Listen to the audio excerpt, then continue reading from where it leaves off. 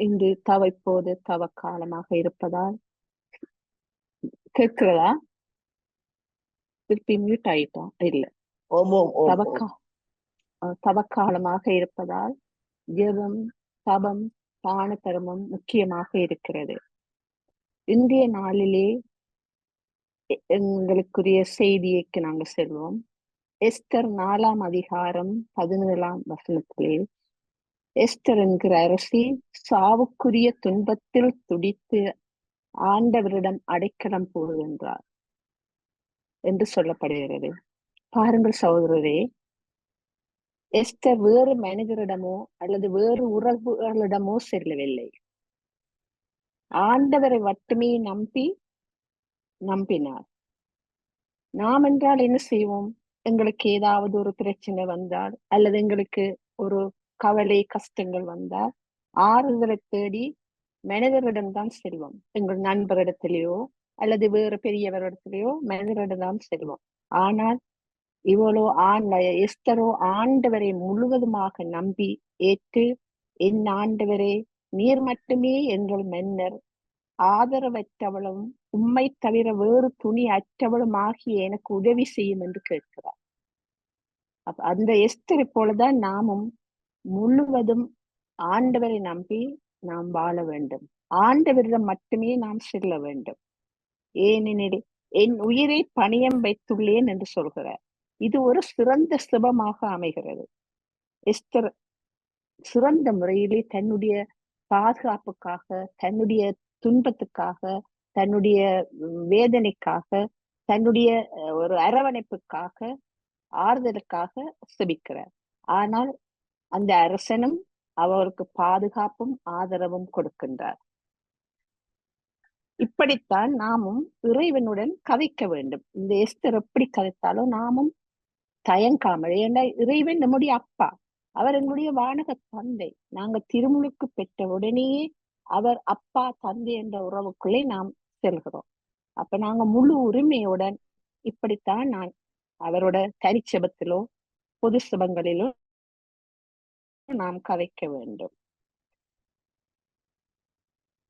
இதில் சொல்லப்படுறது பிறந்த அவள் எப்படி ஆண்டவரை தெரிந்து கொண்டாள் என்று சொல்லப்படுகிறது. எஸ்தர் எப்படி தான் ஆண்டவரை பற்றி எப்படி தெரிந்து கொண்டார் என்று சொன்னால், தான் பிறந்த நாள் தொட்டு என் குலத்தாரும் குடும்பத்தாரும் சொல்ல கேட்டிருக்கிறார் என்று சொல்லப்படுகிறது.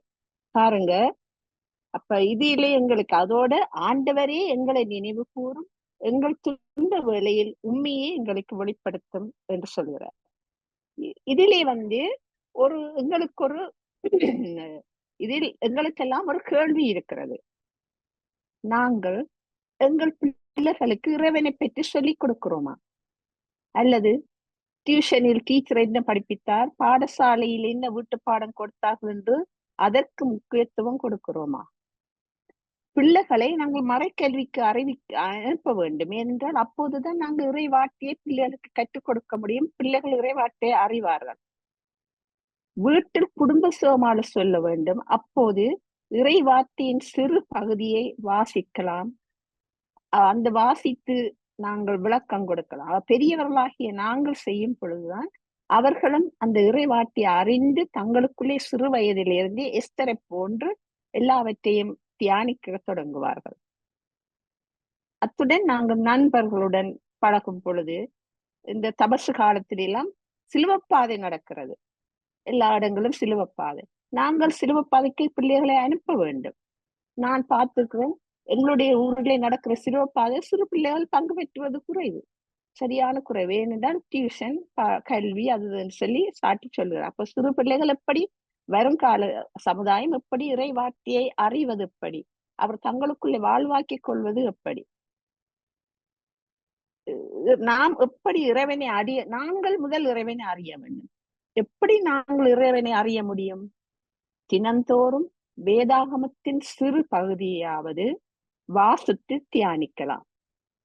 திருப்பலியில் மர உரையை செவிமடுத்து கேட்கலாம். நான் பார்த்திருக்கிறேன், இந்த திருப்பலி நேரம் எங்கள் ஊர்ல ஒரு இடத்துல பார்த்துருவேன். திருப்பலியில மர உரை தொடங்கினோட சிவமால உருட்ட தொடங்குவார்கள். எனக்கு தெரிந்த ஒரு நண்பி சுபமாலையே கட்டாயம் திருப்படிக்கு கொண்டு சொல்வார். ஏன்னு சொன்னா தான் பிரசங்க நேரம் சுபமாலை சொல்றதாக. அப்படி இருந்தா நாங்கள் எப்படி இறைவார்த்தையை உள்வாங்கிக் கொள்ள முடியலாம்? ஆகவே இவையற்ற பற்றி நாங்கள் கொஞ்சம் கரிசனை எடுக்க வேணும், மற்றவர்களுக்கும் அறிவுரை வழங்க வேண்டும். மற்றது கத்தோலிக்க பத்திரிகைகள் இருக்கிறது, பலவிதமான சஞ்சிகைகள் இருக்க, பாதுகாவலன், மென்னா, அப்படி அந்த பத்திரிகைகளை நாங்க வீட்டுக்கு எடுத்து வாசித்து அதை பிள்ளைகளோடு கலந்து ஆலோசித்து கதைக்க வேண்டும். மற்றது திருப்படியதோடு முடிந்து வந்தவுடன் நாங்க ஒரு சின்ன சாப்பாட்டு நேரத்துல அவர்களோடு கதைக்கலாம். இன்றைக்கு இன்னும் இறைவார்த்தை சொன்னது அதுன்னு சொல்லி நாங்க பகிர்ந்து கொள்ளலாம். அப்போது அங்க இறைவார்த்தை பூர்த்தப்படுகிறது. அடுத்தது தியான வழிபாடுகள் கலந்து கொள்ளலாம். தனிச்சபத்தில் காத்திருத்தல் போன்ற செயல்களால நாங்கள் எஸ்தரை போன்று இறைவனோடு ஆழமான நம்பிக்கை கொண்டவர்களாக நாங்கள் மாறலாம். ஏனென்றால் இறைவன் அன்புள்ளவர், இரக்கத்தை மிகவும் இரக்கம் உள்ளவர், மன்னிப்பவர். அப்ப இப்படியான இறைவனை நாங்கள் தேடுவதற்கு நாங்கள் முயற்சி செய்ய வேண்டும். பாருங்கள், அந்த ஆழமாக நம்பிக்கை கொண்டிருந்தபடியால் அவ உரையாடுறதை பாருங்கள். எஸ்தர் சிங்கத்தினுள் நாவன்மையுடன் பேசும் வரம் வேண்டும் என்று கேட்கிறார். நாமும் பரிசுத்த ஆவியின் கனிகளை பெறலாம். எங்கே அதை நாங்கள் பெற்றுக்கொள்ளலாம் என்று சொன்னால், வல்லமை அந்த நாங்கள் தனிச்சபம் தினம்தோறும் 4 படிமுறை தியானம் இருக்கின்றது. அதிலே நாங்கள் கடைசி ஒரு 20 நிமிடம் என்றாலும் அதிலே அதை நாங்கள் செய்து வந்தால் நாங்கள் இறைவன் எங்களுக்கு பரிசுத்த ஆவியின் வல்லமையை தருவார். அந்த வல்லமையை பெற்றால் நாங்களும் இறைவனோடு போராடி எங்களுக்கு தேவையானவைகளை பெற்றுக்கொள்ள முடியும். உலகிலே எங்களுக்கு வருகிற தீமைகளை வெல்ல முடியும். எங்களுடைய ஊனியல்புகளை நாங்கள் வெல்ல முடியும். திருப்பாடு சொல்லுகிறது, 51 சொல்லுகிறது, கடவுளே தூயதோர் உள்ளத்தை என்னுள்ளே படைத்தருளும், மீட்பின் மகிழ்ச்சியை மீண்டும் எனக்கு அளித்தருளும் என்று சொல்லுகிறது. தபக்காலத்தில் நாம் மனம் வருந்தி எமது உள்ளத்தின் உண்மையை கொடுக்கும் போது இறைவன் அந்த மீட்பின் மகிழ்ச்சியை எமக்கு கொடுக்கின்றார். ஆகவே நாங்கள் இந்த எஸ்தரை போன்று நாங்களும் மாற வேண்டும் என்று இறைவனிடம் நாங்கள் தினமும் அந்த வல்லமையை பெற வேண்டும் என்று நாங்கள் வாஞ்சியோடு இறைவனை கேட்போம். அடுத்தது மத்தேயு நற்செய்தி 7ஆம் அதிகாரத்தில், அதாவது சுபம் இப்போது முக்கியமானது. சுபம் எங்களுடைய வாழ்க்கைக்கு ஒரு ஊட்டம் தருகிறது சுபம் தான். அந்த சுபத்தின் மூலம்தான் நாங்கள் இறைவனை நெருங்கி செல்லலாம். சுபம்தான் எங்களை இறை உறவில் நெருங்க வைக்கிறது. நாங்கள் செபிக்க நாங்கள் அவருடைய பிள்ளைகளாக அவருடைய மார்பில் சாய்கின்ற அளவுக்கு நாங்கள் அவரோடு நெருங்கி கொள்ளுவோம். அவரும் எங்களை அரவணைத்து தன்னுடைய அன்பை பகிர்ந்து கொள்ளுவார். இன்றைய நற்செய்தியிலே தவக்காலத்தின் மிக துண்ணிய ஒரு தூணாக இருக்கிற இறைவேண்டலை பற்றித்தான் சொல்லப்படுகிறது. இந்த இறைவேண்டல் என்பது நம்பிக்கையோடு இருக்க வேண்டும். இயேசுவின் மீது நம்பிக்கை உள்ளவர்களாக இருக்க வேண்டும். அது ஒரு தொடர் முயற்சியாக இருக்க வேண்டும். அந்த வேண்டுதல் இறைவனின் சித்தத்தை ஏற்றுக்கொள்கிறதாக இருக்க வேண்டும் என்றும் நமக்கு உணர்த்துகிறது. அதாவது சொல்லப்படுகிறது பாருங்கள், கேளுங்கள் உங்களுக்கு கொடுக்கப்படும், தட்டுங்கள், கேளுங்கள் உங்களுக்கு கொடுக்கப்படும், தட்டுங்கள் உங்களுக்கு திறக்கப்படும், தேடுங்கள் நீங்கள் கண்டடைவீர்கள் என்று சொல்லப்படுகிறது.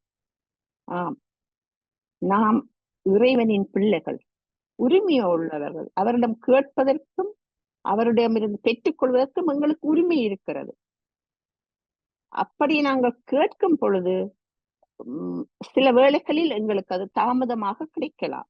ஆனால் நாங்கள் சோர்ந்து போகக்கூடாது. நாங்கள் நெருங்க அவர் எங்களுடைய வீட்டின் கதவுகளை தட்டி கொண்டிருக்கிறார். நாங்கள் தான் அந்த கதவை அவர் எங்களுக்கு காத்து கொண்டிருக்கிறார். வீட்டு வாசலில் நின்று காத்து கொண்டிருக்கிறார். எங்களோட குடும்பங்களை ஆசீர்வதிப்பதற்காக நாங்கள் எப்போது வருவோம் என்று காத்து கொண்டிருக்கிறார். நாங்கள் தான் அதை தட்டுங்கள் திறக்கப்படும் என்று சொல்றேன். அப்ப நாங்கள் தான் தட்ட வேண்டும். எப்படி? எங்களுடைய சுபத்தினூடாக, எங்களுடைய செயல்களினூடாக, அவரை அவரை நம்பிக்கையினூடாக, விசுவாசத்தினூடாக அவருடைய கதவை தட்டி நாங்கள் அவரிடமிருந்து பெற்றுக்கொள்வோம். நிறைய பரிசுகள் எங்களுக்கு கொடுப்பார். அந்த வேண்டுதல் இறைவனின் சித்தத்தை ஏற்றுக்கொள்ளக்கூடியதாக இருக்க வேண்டும். அது ஒரு நீதியோடு கூடினதாகவும் உண்மை உள்ளதாகவும் இருந்தால் அது எங்களுக்கு கட்டாயம் இறைவன் தருவார். பாருங்க, இறைவன் வேண்டுதலுக்குரிய வசனமாக ஒரு ஆழமான நம்பிக்கைக்குரிய வசனமாக இருக்கிறது இந்த கேளுங்கள் தரப்படும், கேளுங்கள் கொடுக்கப்படும், உங்களுக்கு தேடுங்கள் கண்டடைவீர்கள், தட்டுங்கள் உங்களுக்கு திறக்கப்படும் என்ற வசனம் ஒரு ஆழமான இறை நம்பிக்கைக்குரிய வசனம். கேட்போர் எல்லோரும் பெற்றுக்கொள்ளுகின்றனர். பாருங்க, கேட்போர் எல்லோரும் பெற்றுக்கொள்ளுகின்றனர், தேடுவோர் எல்லோரும் கண்டடைகின்றனர், தட்டுவோருக்கு திறக்கப்படும் என்று வார்த்தை சொல்லுகிறது.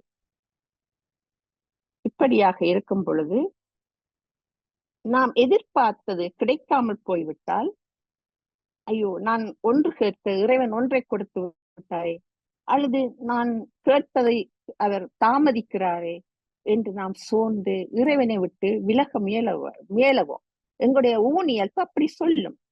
ஆனால் உண்மையாகவே இறைவனோடு ஜெபத்தின் மூலம் விசுவாசத்தினால் அவரோடு ஒன்றித்திருந்தால் நாங்கள் அப்படி சோர்ந்து போக மாட்டோம். எனக்கு ஒரு என்னுடைய ஒரு அனுபவம் ஒன்று இருக்கிறது. நான் சுவிஸ்ல இருந்த நேரத்துல என்னுடைய கணவர் மறந்து விட்டார். அதன் பின்னர் தனிமையாக இருந்தேன். என்னுடைய இடத்தில் தமிழர்களும் அவ்வளவு இல்லை. தனிமையாக 7 வருஷம் அதற்கு பிறகு தனிமையாக வேலை செய்தேன். ஆனால் எனக்கு வேலை முடிந்த பிறகு மிகவும் தனிமையான நிலைக்கு தள்ளப்பட்டேன். எல்லாரிடம் போய் ஆட்களிடம் போய் ஆறுதல் கேட்டு என்ன செய்யலாம், இலங்கைக்கு போறதா இருக்கிற அந்த போராட்டத்தில இருந்து எனக்கு டிப்ரெஷன். அப்படி நான் நடந்த வேளையிலே நான் சொன்னேன், ஆண்டவரை விட்டு விலக மாட்டேன். ஒரு நாள் எனக்கு ஒரு காட்சி போல கிடைத்தது. நான் முடிவெடுக்க முடியாம தவித்த வேளையில எனக்கு ஒரு காட்சி ஒன்று கிடைத்தது. ஆனால் தொடர்ந்து நான் செபித்துக் கொண்டே இருந்தேன். திருநற்கரணைக்கு முன்னால போயிருந்து செபிப்பேன், ஆலயங்கள்ல போயிருந்து செபிப்பேன். ஒரு காட்சி கிடைத்தது. ஒரு 3 அதாவது ஏழ்மை நிலையில் உள்ள குழந்தைகள் ஒரு தாய்க்கு பின்னாலே செல்கிறார்கள், ஒரு முச்செடிகளுக்குள்ளாலே அவர்கள் செல்கிறார்கள். அப்போது நான் உணர்ந்து கொண்டேன், எனக்கு பணி சுவிஸில் இல்ல, இலங்கையில் தான் இருக்கிறது என்று நான் உணர்ந்து கொண்டேன். உடனே நான் முடிவெடுத்தேன். நான் எல்லாம் எழுதி கொடுத்து நான் இலங்கைக்கு போறேன் என்று நான் இலங்கையில் திரும்பி வந்தேன். வந்த வேளையிலும் கூடி எனக்கு அங்கேயும் கை கொடுக்கப்பட்டது. ஈர்த்த ஆண்டவர் சமூகம் என்னை டாக்டர் சஜீவன் மூலம் என்னை அழைத்து அங்கே நான் பங்கு பெற்று சமாதானத்தை பெற்றுக்கொண்டேன். இன்று வரையும் சோதனைகள் வேதனைகள் வருகிறது. ஆனால் இந்த உயிர்த்தாண்டவர் சமூகத்தின் அந்த செயல்பாடுகளால் நான் உறுதியுடன் இறைவனுடன் இணைந்திருக்கின்றேன். இதே எனக்கு சாட்சியமாக இறைவனுக்கு புகழ்ச்சியாக நான் உங்களுக்கு சொல்கிறேன். இறைவனுக்கு புகழ்ச்சி. Praise the Lord. அடுத்தது பாருங்க, நாங்க காலம் தாழ்த்தி கிடைக்கும் போது ஐயோ இறைவன் பராமுகமாயிருக்கிறாரே என்று நினைக்க கூடாது. ஏனென்றால் ஜெபத்தின் உண்மையில் ஆழமாக இருந்தால் நாங்கள் இதை புரிந்து கொள்வோம். நான் கேட்பது எல்லாம் இறைவன் நமக்கு கொடுக்க வேண்டும் என்பது அல்ல. நம்பிக்கையோடும் விசுவாசத்தோடும் கிடைப்பதை ஏற்றுக்கொண்டு மகிழ்ச்சியோடு வாழ்வதுதான் சரியான புரிதலாக இருக்கின்றது. கடவுள் நல்லவர், அவர் மிகவும் பரிசுத்தர். உங்களுடைய தந்தை தம்மிடம் கேட்பவர்களுக்கு எல்லாவற்றையும் கொடுக்க, தீயோராகிய உங்கள் தந்தை தம்மிடம் கேட்பவர்களுக்கு 12ஆம் வசனம் சொல்லுகிறது, தீயோராகிய தந்தை உங்களுக்கு எல்லாம் கொடுக்க. ஆனால் அப்படியான விண்ணுலகில் உள்ள உங்கள் தந்தை தம்முடன் கேட்பவருக்கு இன்னும் மிகுதியான நன்மைகளை அளிப்பார் அல்லவா என்று சொல்லப்படுகிறது. நாம் எங்களுடைய தந்தையிடம் ஒரு சாப்பாட்டை கேட்டு அவர் கல்ல கொடுக்க மாட்டார், எங்களுக்கு தெரியும். அப்ப எங்களை விரும்பினதை அவர் கொடுப்பார். அப்ப எங்களுடைய இந்த உலகத்தின் தந்தை செய்யும் பொழுது சகல வல்லமையும் பரிசுத்தமும் தூயவரும் இரக்கமும் உள்ள தந்தை எங்களுக்கு எவ்வளவோ மிகுதியாக கொடுப்பார் என்பதை நாங்கள் புரிந்து கொள்ள வேண்டும். 12ஆம் வசனம் நமக்கு ஒரு அன்பு கட்டளையை கொடுக்கின்றது. அதாவது பிறர் உங்களுக்கு செய்ய வேண்டும் என விரும்புகிறவற்றை எல்லாம் சகோதரர்களே கேளுங்கள். பிறர் உங்களுக்கு செய்ய வேண்டும் என விரும்புகிறவற்றை எல்லாம் நீங்களும் அவர்களுக்கு செய்யுங்கள். இறை நீங்க வந்து செய்யுங்கள் என்று அவர் சொல்லுகிறார். இறை வாக்குகளும் திருச்சட்டமும் கூறுவது இதுவே. அதாவது நாம் பிறரோடு நல்ல உறவிலே இருக்க வேண்டும். பிறரோடு நாம் அதாவது வந்து நாம் உயர்வு தாழ்வு, படித்தவர் படிக்காதவர், ஐயோ இவர் படிக்காத பிள்ளைகள் வந்திருக்கிறார், ஐயோ இவர் ஊத்த உடுப்போட வந்திருக்கிறான் நாங்கள் வெக்கப்பட்டு விலகி செல்லக்கூடாது. எங்களுக்கு தெரியாதுன்னு சொல்லி அப்படி காட்டிக் கொள்ளக்கூடாது. நாம் சாதி சமயம் பார்க்காமல், பதவி என்று பார்க்காமல் நாம் எல்லோரையும் அன்பு செய்து வாழ வேண்டும். எல்லோரும் அவர்களுக்கு கூடிய நன்மை தீமைகளில் பங்கு பெற்றி எங்களுக்கு என்னென்ன விருப்பம், நான் நல்லா இருக்க வேண்டும், நான் சந்தோஷமா இருக்க வேண்டும், நான் நல்ல உடுப்பு போட வேண்டும், நான் இரண்டு ஆசைகள் எங்களுக்கு இருக்கு. அதை நாங்கள் மற்றவர்களுக்கு செய்யும் பொழுது அவர்களும் மகிழ்ச்சி அடைவார்கள், நாமும் மகிழ்ச்சி அடைந்து இறைவனின் நாமும் உறவிலே உள்பட நாங்கள் மற்றவர்களுக்கு சான்றாக இருப்போம். ஆகவே இப்போது நாம் இறைவனிடம் மன்றாடுவோம். அன்பும் இரக்கமும் உள்ள இறைவா, எங்கள் அன்பு தந்தையே, எங்கள் அப்பா நீர் எங்களுடைய நேசமுள்ள அப்பா, எங்களை நேசிக்கிறவர், எங்களை பராமரிக்கிறப்பா, தகப்பனே, பரலோக தகப்பனே, உம்முடைய கிருபையினாலே எங்களை ஆட்கொள்ளும். நீர் தந்த செய்திகளுக்காக உமக்கு நன்றி சொல்கிறோம் ஆண்டவரே. சுபம் உம்மோடு எவ்வளவு தூரம் நெருங்கி உறவாட வைக்கிற என்பதை எங்களுக்கு புரிய வைக்கிறதுக்காக உமக்கு நன்றி சொல்கிறோம் ஆண்டவரே. ஆண்டவரே, இந்த நாளை மட்டுமல்ல, இந்த தவக்காலம் ஒரு தகுந்த காலமாக எங்களுக்கு அமைய நாங்கள் உம்மோடு இணைந்து உம்மோடு செயல்பட எங்களுக்கு நீர் கிருபை அளித்தருளும் ஆண்டவரே. அன்புள்ள தகப்பனே, இன்றைய நாள் முழுவதும் எங்கள் ஒவ்வொருவரை இதை பங்கு பெற்ற அத்தனை பேரையும் நீர் ஆட்கொண்டு உம்முடைய பரிசுத்த ஆவியினாலே நிரப்பி அவர்கள் சுபம் தபம் தான தர்மங்கள் ஈடுபட்டு இந்த தவசு காலத்தை சிறந்த முறையில் உம்மோடு இணைந்து ஒப்பு கொடுக்கவும் சமூகத்தில் பணியாற்றவும் வேண்டிய வரங்களை எங்களுக்கு தர வேண்டும் என்று எங்கள் ஆண்டவராய இயேசு கிறிஸ்துவின் மூலமாக உண்மை மன்றாடுகிறோம். ஆமே. நன்றி இயேசுவே, நன்றி ஆண்டவரே, நன்றி இயேசுவே அப்பா, நன்றி.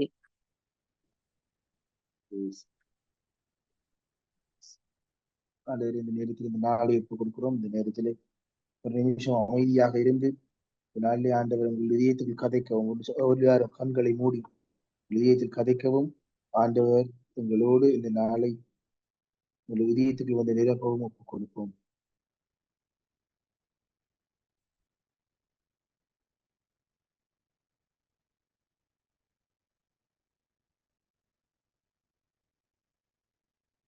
விசேஷ விதமாக இன்றைக்கு நடக்க இருக்கிற அந்த இளவாலை மீட்டிங், நாவாந்திரை மீட்டிங் ஆண்டவருக்கு ஒப்புக் கொடுப்போம்.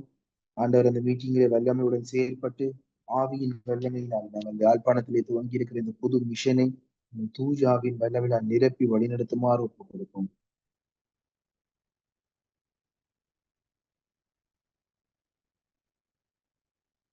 அதே போல அந்த சிஆர்எல் செய்ய இருக்கிற எல்லா மிஷன், இந்த வெள்ளி சனி ஞாயிறு செய்ய இருக்கிற ஒரு மிஷன்கள், அதே போல இயேசு அறியாத ஒருவருக்காகவும் உங்கள் குடும்பத்துக்காகவும் உங்கள் தேவை எல்லாவற்றையும் கொடுத்து ஆண்டவருக்கு நன்றி சொல்லி இந்த நாளை அவர் பார்த்து விண்ணுலகில் இருக்கிற எங்கள் தந்தையே, உமது பெயர் தூயதென போற்று பெறுக, உமது ஆட்சி வருக, உமது திருவுள்ளம் விண்ணுலகில் நிறைவேறுவது போல மண்ணுலகிலும் நிறைவேறுக. எங்கள் அன்றாட உணவை இன்று எங்களுக்கு தாரும், எங்களுக்கு எதிராக குற்றம் செய்தோரை நாங்கள் மன்னிப்பது போல எங்கள் குற்றங்களை மன்னியும், எங்களை சோதனைக்கு உட்படுத்தாதேயும் தீமையிலிருந்து எங்களை விடுவித்தரும். அம்மா வரிய அம்மாவும் பாதத்தில் இந்த நாளையும் உங்கள் தேவைகளையும் உங்கள் எல்லாரையும் பாதம் ஒப்புக் கொடுக்கிறோம். நாங்கள் செய்திருக்கிற இந்த பயணங்கள், உங்களது மீட்டிங்குகள், எல்லா தேவைகளையும் பாதம் ஒப்புக் கொடுக்கிறோம். அம்மா அம்மாவே உங்களோடு இருந்தர்லம். சிலுவை அடியிலே உறுதியுடன் நின்றவரே, சிலுவை அடியில் இந்த இயேசுவின் திருவிழத்தால் கழுவப்பட்டவளே, ஒவ்வொருவரையும் ஒரு தூய இரத்தத்தினால் கழுவுமாறு ஆண்டிடம் ஒப்புக் கொடுக்கிறேன். அருள்மிக பெற்ற மரியே வாழ்க. மரியே வாழ்க. ஆண்டவர் உடனே உம்முடைய பெண்களுள் ஆசி பெண்களுக்குள்ளே பெற்றவரையும் உம்முடைய உம்முடைய திருவயிற்றின் திருவயிற்றின் கனியாக கனியாகிய இயேசுவும் ஆசி பெற்றவரே. புனித மரியே இறைவனின் தாயே, பாவிகளாயிருக்கிற எங்களுக்காக இப்பொழுதும் எங்கள் இறப்பின் வேளையிலும் வேண்டிக் கொள்ளும். ஆமென். Praise the Lord. Praise the Lord. Praise Praise the the Lord. Lord.